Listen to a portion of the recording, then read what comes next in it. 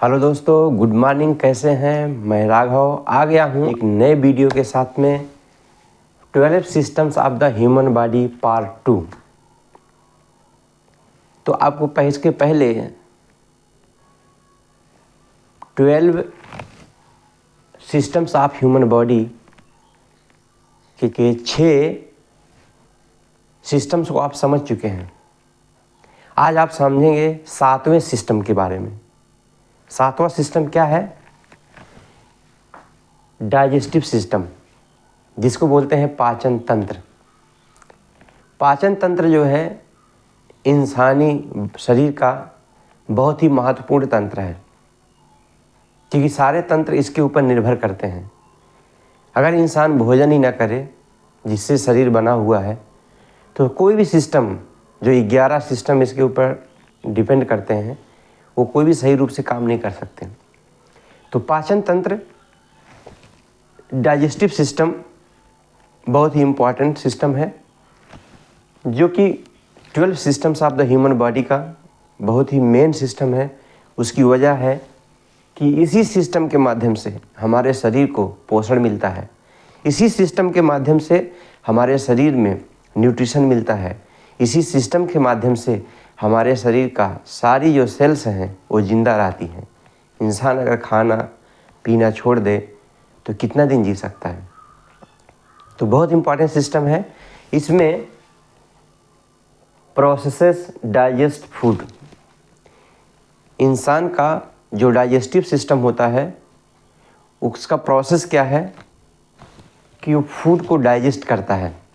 जो भोजन हम लेते हैं वो भोजन जो है इस सिस्टम के माध्यम से प्रोसेस्ड होता है, वो डाइजेस्ट होता है, और क्या होता है कि एब्जॉर्ब्स न्यूट्रिशन। और इस चीज़ में जो न्यूट्रिशन होता है भोजन में, वो न्यूट्रिशन, वो जो पोषण है, वो जो मिनरल्स हैं, जो विटामिन्स हैं, या जो उसमें बहुत ही इम्पॉर्टेंट चीज़ें होती हैं जो हमारे शरीर के लिए अति आवश्यक हैं, वो सारी की सारी चीज़ें हमारी एक एक सेल्स में एब्जॉर्ब होती हैं, जिससे उनको ऊर्जा मिलती है, और उसी के माध्यम से जीवन संभव है। तो न्यूट्रिशन जो हमारे डाइजेस्टिव सिस्टम में फूड को डाइजेस्ट करने के बाद बनता है या मिलता है, उस न्यूट्रिशन को सेल्स के माध्यम से एब्जॉर्ब कर लिया जाता है, अवशोषित कर लिया जाता है, और वो सेल्स एनर्जी प्रोड्यूस करती हैं, जिसके माध्यम से पूरी बॉडी फंक्शन करती है। आगे इसमें देखेंगे तो डाइजेस्टिव सिस्टम में एक बहुत बड़ा सिस्टम है, या ये बहुत लंबा, बहुत लेंदी प्रोसेस है, जिसमें सबसे पहला आपका है माउथ। कोई भी फूड या भोजन हम मुंह में लेते हैं, टंग, जीभ से बहुत सारे सलाइवा, बहुत सारे उसमें पाचक रस निकलते हैं। टीथ फूड को ब्रेक करता है, आइसोफेगस से हम निकलते हैं, फूड स्टमक में जाता है, और फिर pancreas, liver, gall bladder, small intestine, large intestine, इतने लंबे प्रोसेस से गुजरने के बाद तब जा कर के वो भोजन हमारे शरीर को पोषण देता है। तो समझ सकते हैं कि डाइजेस्टिव सिस्टम एक बहुत ही इम्पॉर्टेंट सिस्टम है, जो हमारे बॉडी में वर्क करता है, जो माउथ से स्टार्ट होता है और लार्ज इंटेस्टाइन तक एक बहुत ही लेंदी, बहुत ही लंबे प्रोसेस से होकर के गुजरता है। तो ये था डाइजेस्टिव सिस्टम। 8वां आपका है एक्सक्रीटरी सिस्टम। एक्सक्रीटरी सिस्टम को बोलते हैं उत्सर्जन तंत्र। उत्सर्जन तंत्र में एक्सक्रीशन, हमारे बॉडी के अंदर जो भी वेस्ट मटेरियल फूड को डाइजेस्ट होने के बाद, उसको एब्जॉर्ब होने के बाद जो वेस्ट मटेरियल बचता है, वो चीज़ एक्सक्रीटरी सिस्टम या उत्सर्जन तंत्र के द्वारा शरीर से बाहर निकाल दिया जाता है। ये भी बहुत ज़रूरी है, क्योंकि अगर आप कोई भी चीज़ खाते हैं, उसमें पोषक तत्व को एब्जॉर्ब करने के बाद बेस्ट चीज़ें अगर शरीर से बाहर ना निकले, तो सोचिए क्या हो सकता है। इसलिए प्रकृति ने सारे सिस्टम को एक दूसरे से कनेक्टेड, एक दूसरे से जुड़ा हुआ, एक के बाद एक उसी तरीके से बनाया हुआ है जो कि एक साधारण इंसान के लिए बहुत ही ज़रूरी है। तो एक्सक्रीटरी सिस्टम, उत्सर्जन तंत्र, इसमें आपके बॉडी में बना हुआ जो वेस्ट मटेरियल या वेस्ट प्रोडक्ट्स होता है वो चीज़ का उत्सर्जन होता है। 9वां सिस्टम देखेंगे, जो 9th सिस्टम आपका है वो है यूरिनरी सिस्टम। इसको रीनल सिस्टम भी बोलते हैं। इसमें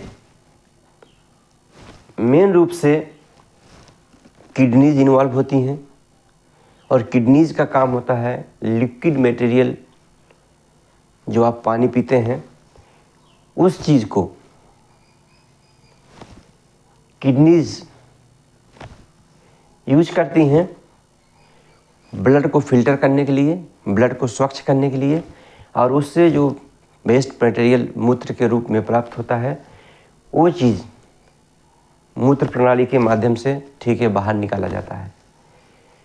इसमें क्या है, फिल्टर्स ब्लड, किडनीज का काम ब्लड को फिल्टर करना होता है, ब्लड को शुद्ध करना होता है। तो किडनीज जो होती हैं वो ब्लड को भी शुद्ध करती हैं, खून को भी साफ करती हैं।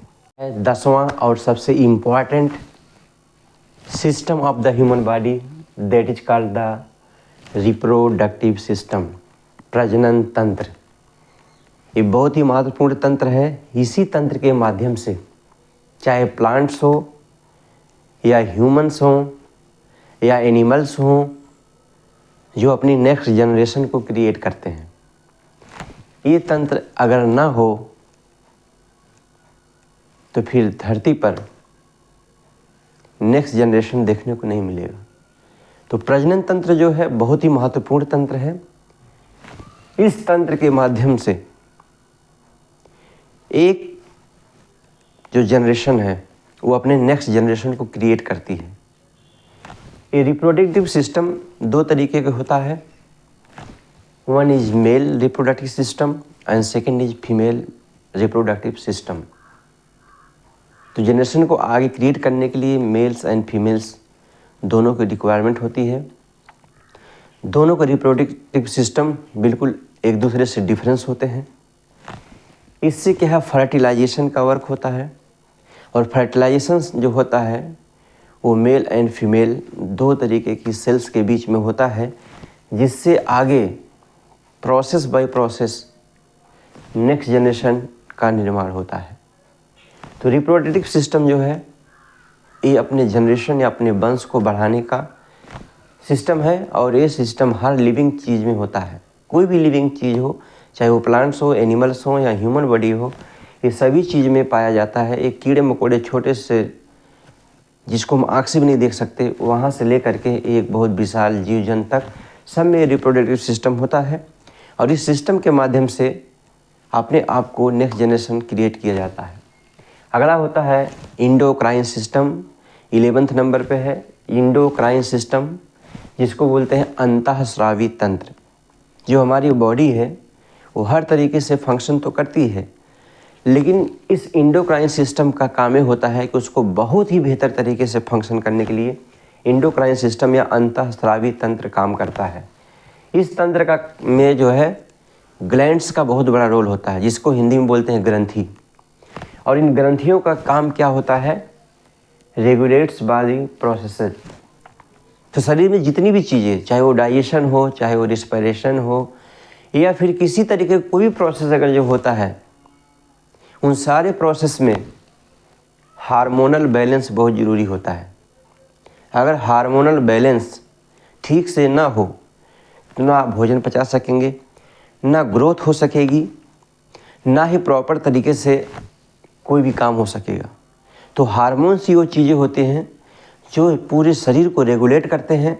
अगर हार्मोनल डिसबैलेंस हो जाए थोड़ा सा भी, तो इंसानी शरीर में हज़ारों बीमारियां हो जाती हैं, फिर कोई भी सिस्टम काम नहीं करता। सारे सिस्टम के काम करने के बावजूद भी अगर ये हार्मोनल सिस्टम या इंडोक्राइन सिस्टम अगर ठीक से काम ना करे, तो इंडोक्राइन सिस्टम के काम नहीं करने की वजह से बहुत सारी व्याधियाँ, बहुत सारी दिक्कतें हो जाती हैं। अगर ये चीज़ डिसबैलेंस भी हो जाता है तो भी प्रॉब्लम हो जाती है। तो हार्मोनल सिस्टम या एंडोक्राइन सिस्टम को बैलेंस में रखना ये बहुत बड़ी कला है, और ये सिर्फ वेलनेस इंडस्ट्री ही बता सकती है। ये सब चीज़ें सिर्फ हेल्थ इंडस्ट्री ही बता सकती है कि कैसे अपने बॉडी को, कैसे अपने हार्मोनल लेवल को, कैसे अपने सारे सिस्टम और प्रोसेस को बैलेंस में रखें ताकि आपकी लाइफ बेहतर तरीके से चल सके। तो एंडोक्राइन सिस्टम का मेन काम ग्लैंड्स करती हैं, और ये ग्लैंड्स जो होता है रेगुलेट्स बॉडी प्रोसेसेस, जो शरीर में होने वाली प्रोसेस उसको रेगुलेट करती हैं। कैसे? Detects and distributes hormones, hormones का पहचान करती हैं, हार्मोन्स का निर्माण करती हैं, उस हार्मोन्स को पार्टिकुलर प्लेस पर भेज करके उस काम को करती हैं। आगे ब्राह्मा सिस्टम है, जो लास्ट सिस्टम है ह्यूमन बॉडी का, 12th सिस्टम, उससे बोलते हैं इम्यून सिस्टम। इम्यून सिस्टम बोलते हैं प्रतिरक्षा तंत्र। सोचिए, अगर आपका शरीर में सब कुछ हो लेकिन अगर रोगों से लड़ने की क्षमता ही ना हो तो फिर किस बात का शरीर? देश बहुत सुदृढ़ हो, बहुत अच्छा हो, बहुत धन धान्य से भरपूर हो, बहुत सारा पैसा और दौलत हो, लेकिन बाहरी आक्रमणकारियों से या बाहरी लुटेरों से या दूसरे लोगों से रक्षा करने की अगर क्षमता ना हो तो उस देश को कंगाल होने में टाइम नहीं लगता है।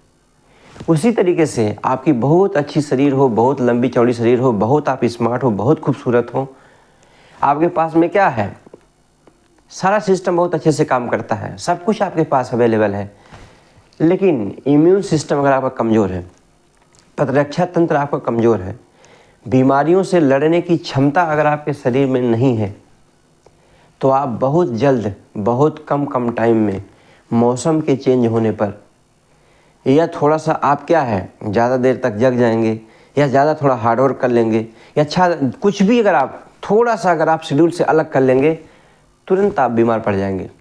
कभी आपको एलर्जी हो जाएगा, कभी आपको हरासमेंट हो जाएगा, कभी आपको कुछ और प्रॉब्लम हो जाएगी, कभी कुछ क्या है आपको कोई रोग हो जाएगा। तो उस तरीके से जो इम्यून सिस्टम प्रतिरक्षा तंत्र होता है डिटेक्ट्स फॉरेन सेल्स।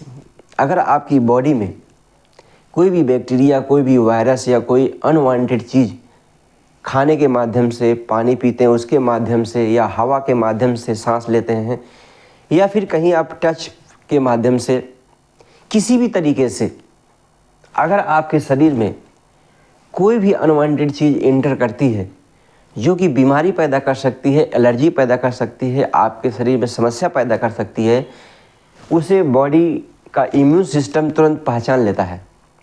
बिल्कुल उसी तरीके से जैसे हमारे देश के बॉर्डर पर खड़े हुए हमारे आर्मी के जवान, बीएसएफ के जवान आतंकवादियों को, घुसपैठियों को घुसते ही पहचान लेता है कि हमारे कैटेगरी के नहीं हैं, हमारे देश के नहीं हैं और हमारे लोगों के बीच के ये नहीं हैं, उन्हें रिकॉग्नाइज कर लेता है और उन्हें तुरंत शूट कर देता है। तो इम्यून सिस्टम भी कुछ वैसे ही काम करता है। जैसे कोई भी बैक्टीरिया, कोई भी वायरस, कोई अनवांटेड सेल्स या कोई भी डिजीज़ काजिंग प्रोडक्ट्स हमारे बॉडी के अंदर किसी भी तरीके से इंटर करता है तो तुरंत हमारा इम्यून सिस्टम अगर मजबूत है, हमारा इम्यून सिस्टम अगर बहुत ही अच्छा है तो तुरंत उसे डिटेक्ट करता है और वहीं फिनिश कर देता है और आप स्वस्थ रहते हैं। तो detects foreign cells, produces and releases immune sales.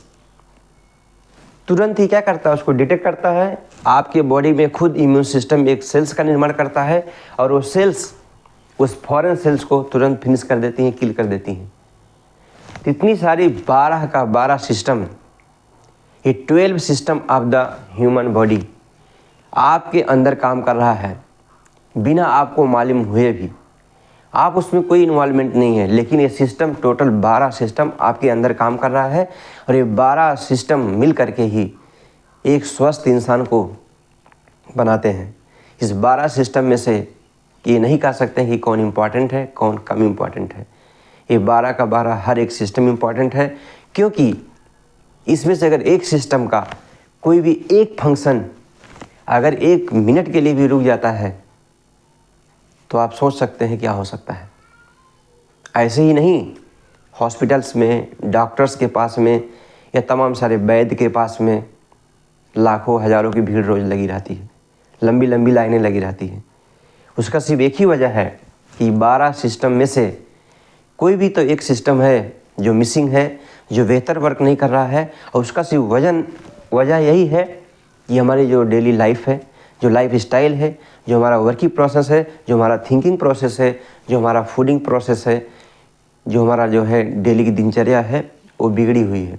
अगर हम दिनचर्या को ठीक कर लें, सब कुछ बेहतर कर लें, तो ऐटोमेटिकली ये 12 सिस्टम कंट्रोल में रहेंगे। और 12 सिस्टम कंट्रोल में रहने के बाद ये पूरा ज़माना आपके कंट्रोल में रहेगा। थैंक यू, धन्यवाद।